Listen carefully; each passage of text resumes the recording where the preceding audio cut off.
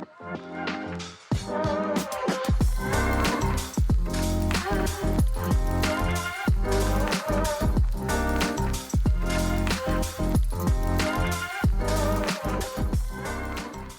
and welcome back to Moving Up Podcast. It's a cheeky little bonus episode here with an interview, would you believe it? The first of many, hopefully, this year. Alf and I have had discussions behind the scenes. We thought, new year, hashtag new us.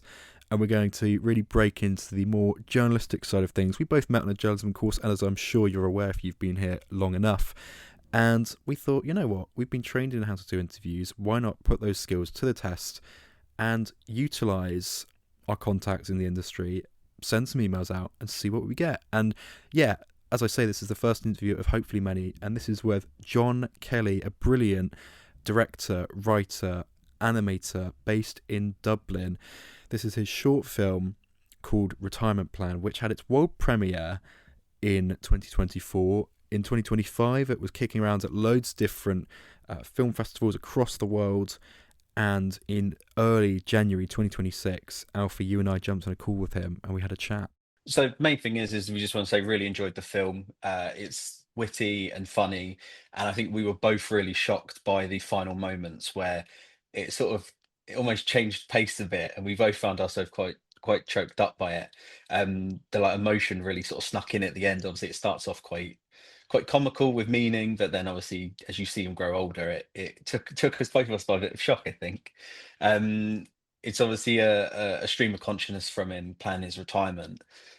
Just basically, where did the idea come from? Is it from you yourself, or is it sort of other circumstances? Where did the idea initiate? Yeah, anytime I describe this film when I'm with my co-writer Tara, she says I make it sound really miserable. But it is a little bit of an anxiety attack put on screen. I had this sort of, I actually remember the exact moment I thought of the idea for the film, which is when I was on a Ryanair flight at about like 7:30 in the morning, and I'd just come back from flying to London, coming home to Dublin, and I'd been to an awards show in London where I'd lost for I was nominated for directing a commercial, and I just started sort of questioning how I was using my time. And I'd had a bit of a health scare. I had a family growing older, and then my kids were shooting up as well. And I just sort of, yeah, kind of had a bit of an existential panic. Very quiet one. I don't think anyone on the plane noticed. I wasn't getting rowdy with air stewards or anything like that. But yeah, I just thought, what'll I do with this feeling? I'll put it into a short film and throw it at you instead. And it's a wonderful film, as Alfie said. I felt when I was watching it, there's a sort of bounciness and a pretty poetical feel to it as well. And it's very well paced. So I was wondering, were there any retirement plans that didn't make the cut? And which of the scenes in this film are from your own retirement plan? Yeah, we cut quite a lot actually. It's funny, we really wanted it to have an arc, and to earn that ending, you have to have somewhere to go to start off from a kind of a happier place. I remember hearing director Mike Nichols talk about the most important thing he ever learned was from an acting lesson, and it was telephone acting, which is if you hear you're gonna, or if you know you're gonna hear bad news, you answer the phone as happily and chirpily as possible. Or if you're gonna hear good news, then you answer really kind of sedately, and that just gives you more range. So with the film, we wanted it to start really inane and start sort of almost kind of cursory things like I will answer all the unread emails, or I will get through my reading list, or I will, watch all the films on my Netflix queue. But we did want to kind of ease people into it so that we could very slowly pull the rug over the course of a 7-minute film. So me and Tara just wrote everything down. We wrote everything we thought we wanted to do, when we retire, all our dreams that we're both kind of time poor. We both have she lives in the States and I live here, but we both have kind of young kids and busy work life. So some of them are hers and some of them are mine. Definitely, I want to drive one of those airport cars. That's 100% happening at some point. TBD. I wouldn't say no to paragliding, and I am trying to get better at having, yeah, honest conversations with people as well. And yeah, so it's there's a mix of all of that in there, but mostly they're extrapolations of our fears and desires. Lovely stuff. Talking about the animation, then, I thought it's a really beautiful film and quite sort of simplistic, but it totally has the details. And I heard you speak in a video how you took a lot of inspiration from places, from real life places, from your life and in Dublin. And I thought the bold colours as well sort of reminded me of a film like Robot Dreams, which I saw a couple of years ago, a film I also really liked. And Does that? yeah, I was just wondering which details specifically are you most proud of in the film that perhaps people might miss or maybe might not notice on first watch. Yeah, there's a lot of little hidden details. I mean, the beauty of animation is it takes so long that you can pepper things in there. Um, One interesting detail is a good friend of mine who's a comedian said his friend went to an orgy once, and the thing he couldn't get over at the orgy was that there was a bowl of mints, like a big bowl of mints on a table, and they were like not individually wrapped, they were just like loose mints, and all his friend could think about was like how gross and what were the if you were to blue light these mints. So th yeah, there's an orgy scene and there's a bowl of mints on the table, but I don't think anyone's ever gonna see that without me explaining it like this. Um, but there's also like one of the things that was kind of interesting and was a bit of a stumbling block for me was the location of the film because when I first started making it, like the best and the worst thing about animation is you can set things anywhere. So that's why there is so many films about robots and dogs and things like that, and I love all that. But I wanted to make something that was grounded, and initially I thought I'll set it in the US, just because you can, and I thought it would reach a wider audience. And after kind of designing a few shots and chatting about it through with a few people, like people were kind of asking me, so why is it set in the US again? And I couldn't kind of answer that. I didn't have a justification for it. And so after kind of working through it a little bit, I thought, okay, no, I'm going to set it in Dublin and he's going to go to the coffee shop that I go to. He's going to go to the swimming spot that's, 45 minutes away, and he's going to do all these really Dublin-centric things and live in a Dublin house. And even the style of the architecture in his home is very characteristic of, standard Dublin suburban houses. And that kind of had the effect of like making me more honest across the rest of the film, in the kind of content and the subtext and everything. I kind of couldn't hide from it in the same way as if I'd set it somewhere randomly in New Orleans or Los Angeles or something like that. But it definitely, like the style took a bit of figuring out because it is very simple, but I did want to do more with less, because I think these introspective moments that he's having, real life is pretty still. There isn't a lot of, huge amount of movement when you're meditating in the middle of a forest. Absolutely. You've already touched on it a little bit, but I'll mention it again. Obviously, you said when you were with your co-workers, she said you're just writing something miserable, that kind of thing. Was it quite Hmm. difficult to juggle the balance between it being quite comical and then going on to being really quite profound and heartfelt at the end, I thought. Yeah, that was the trickiest thing. And like with that, obviously on a live action project, you shoot everything and then you do the edit afterwards. But with animation, you do the edit at the beginning before you've even worked with the voice artist, even while you're finding out the script, really. But what's lovely about that is the stakes are really low. So it's literally just like my voice and uh, my really crappy thumbnail sketches and sitting in front of Premiere and getting that arc and getting that kind of tonal balance um, in a really unpressurized way, just getting it on its feet as quickly as possible, was really a breakthrough, I think, for me as someone that tends to typically try and work things up too much and be too much of a perfectionist. I was like, okay, I'm not going to show this to anyone, but I'm going to try and make something that, these drawings won't make sense to anyone. I have, as I said to Donald, the voice of the boring priest from Father Ted, but I'm not going to care about that. I'm just going to try and get this working. Um, but yeah, that balance was tricky.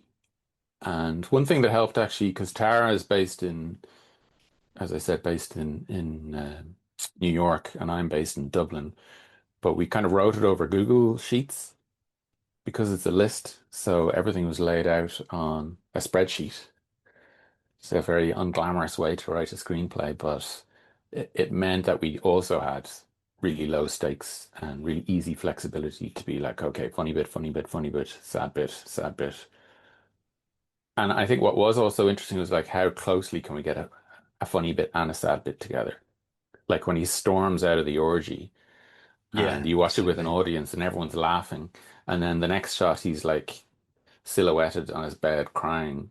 Um, and it's what's interesting watching with an audience is that, they're laughing and then just sort of you hear a few gasps at some of these moments, and there's a kind of a shortcut to sadness through laughter, and which sounds like I'm sounding like a evil genius here, but you are, yeah, in that kind of journey of trying to thread the needle without without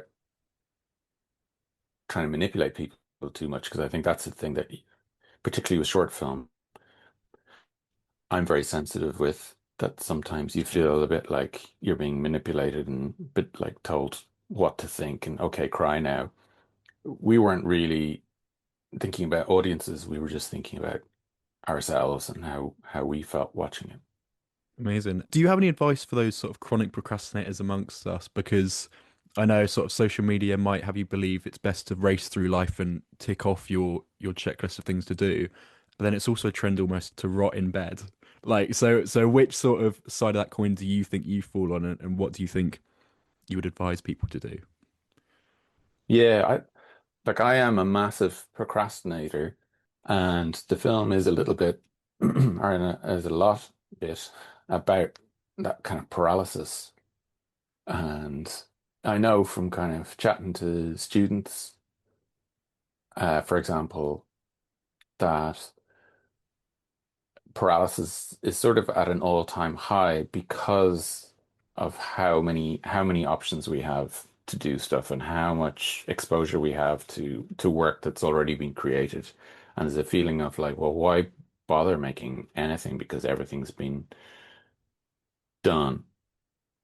And certainly there's ideas that, you know, you can have an idea and feel like, and then Google it and see that it's been done technically, but it's never going to be done the way you would do it.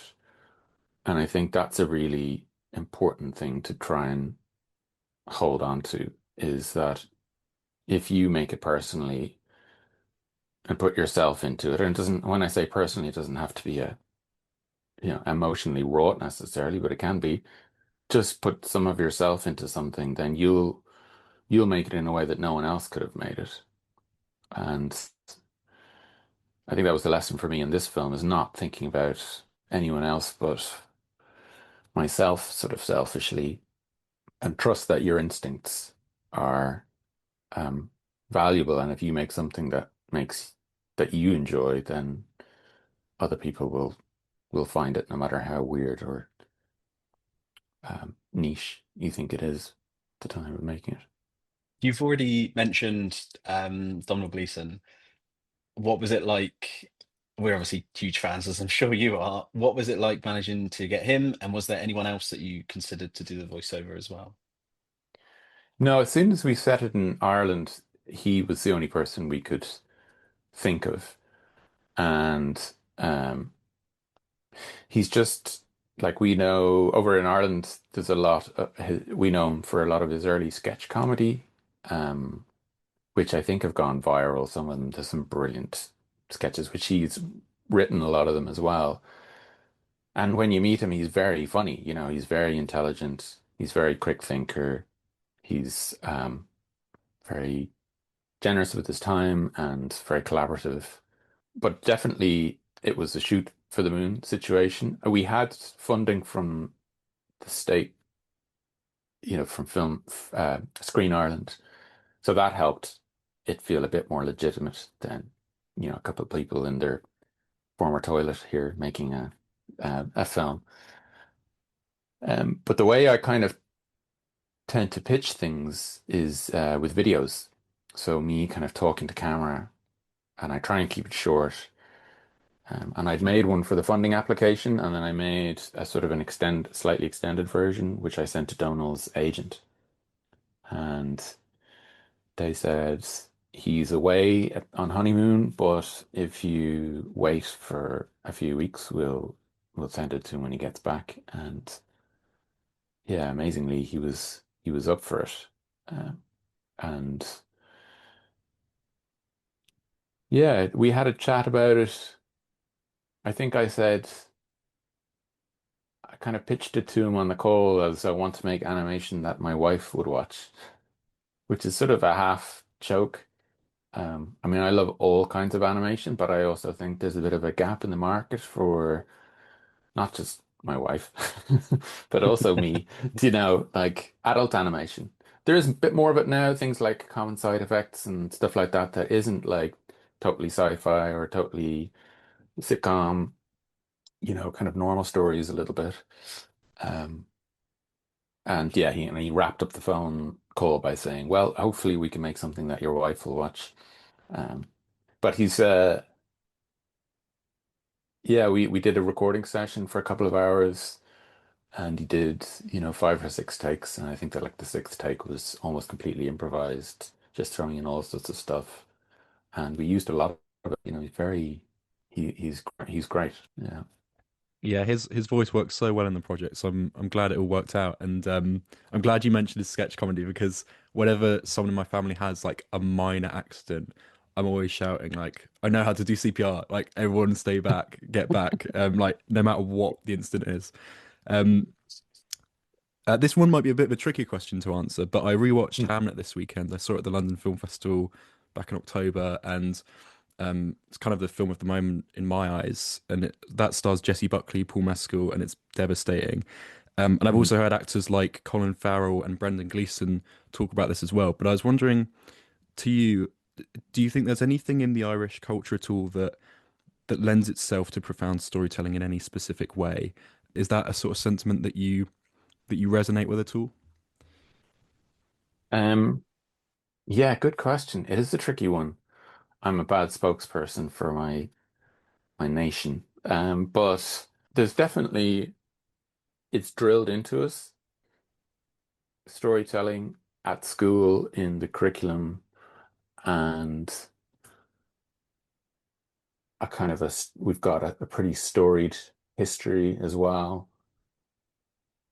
I think there's always been a focus. Like, I used to be a graphic designer, not a very good one, but I always kind of grumbled that Ireland didn't have the kind of graphic design culture and standards that you see in like the Netherlands and the UK, English and Scotland. And I think that's because Ireland, for better or worse, has focused on kind of written storytelling and kind of visual art culture as well instead, and drama. That's where our kind of creative energies historically have gone. And yeah, probably helps that we um like propping up the bar a little bit. But I'm not a great storyteller, and that's something that's sort of always held me back a little bit um, from making my own films. This is like the first short film I've made, and I've made about yeah, 2 short films in 20 years or something like that. But I think the realization on this project was actually, yeah, just because I can't, and I think it's a useful thing to be aware of, like, just because I can't stand up and clink my glass and own a room, uh, doesn't mean that I can't do it in another way, through, as it turns out, um, weird, esoteric 7-minute animations. Um, but I think it's useful for listeners to kind of think, oh, if you don't, culturally, you kind of feel like, oh, I can't be a director unless um, I'm like Ridley Scott or something like that, and everyone has their own way in. And I feel much more confident now. And I've got a ton of other things that I'm working on now, including one we've got commissioned, another short. And it's because I kind of found my own way into it. And I'm not that Irish storyteller that sort of um, can work the room, but I have my own kind of way. So that was kind of garbled answer. That was me running away from actually answering your question, I think. No, that's No, it. no, not at all. Very good. Not at all. Last question, just to wrap up, and you pretty much touched on it there, to be honest. But next project is, you've said there you've got something in the pipeline. Yeah, what's the process going forward? Have you got multiple stuff going on? Do you know what your time scale is? What's going on there? Do you know what you're doing next, basically? Yeah, I'm really interested in like animated documentary, and there's a kind of a history of it, but it's usually quite kind of war related a little bit, like things like Flea and Waltz with Bashir and stuff like that. Whereas my interests are a little bit more comedic, and like my favorite documentary would be like American Movie, or I love like Grey Gardens or the Maisels brothers and stuff like that. Even How to with John Wilson is a huge inspiration. Um, and about 12 years ago, my wife and I lived in London, and I woke up at 5 in the morning with a giant rat on my chest. And it's the most terrifying thing that ever happened to me. Like me and Jenny spent 3 hours trying to chase her out of our bedroom. It was like incredibly intense. And so this is like a 6 minute film, recounting the events that happened on that morning that I've thought about ever since. Um, so yeah, it's another trauma dump, basically. Apologies in advance. And that um, is due to premiere at the Cork Film Festival in November. But it's a similar style. It's 2D animated style, but it's a bit more action. I'm billing it as a comedy horror action documentary, or CHAD for short. So it's a CHAD, one of the first of many CHADs, I imagine. I like that. John Kelly has taken the Chad world by storm. That's amazing. Well, we can't wait to see it. And thank you again for your time this morning. Yeah, all brilliant answers. So much appreciated. Thank you very much. Thank you so Yeah, much really for having me. appreciate it, John. Yeah. Thank you very much. Cheers, Yeah, guys. really appreciate it. Bye-bye. We just want to say a huge thank you to John Kelly for that. He had absolutely no obligation to speak to us. We literally saw that he was doing a bit of a press stuff for it, and on and off chance got in touch and said, would you be up for? And he said yes. He took half an hour out of his day to speak to us. So we were really excited, and I think some of the questions with there were really showing our journalistic skills we learned at uni, Adam. But most importantly, his answers were so eloquent and well thought out and so poignant. He clearly knows what he's doing, doesn't he? Yeah, brilliant guy. And thank you once again, John, if you're listening. Go and check out the description where we'll have tagged his social media. Go and check out his stuff. Go and watch the film. It's available in the UK and in Europe on Disney Plus. And if you're based in the US and elsewhere in the world, then you can head to YouTube to watch it. Just search up Retirement Plan. It's a brilliant watch, only 7 minutes, and the emotions it puts you through in such a short amount of time is so impressive. And we loved it, didn't we? We did, and keep your eyes peeled, hopefully, over the next sort of couple of weeks, because it's been awards buzzed. It's already won plenty of awards. It's got it into the shortlist for the Oscar noms. There's a huge buzz around it, and if you give it a watch, you clearly see why. Like Adam said, so much emotion packed into something, 7 minutes.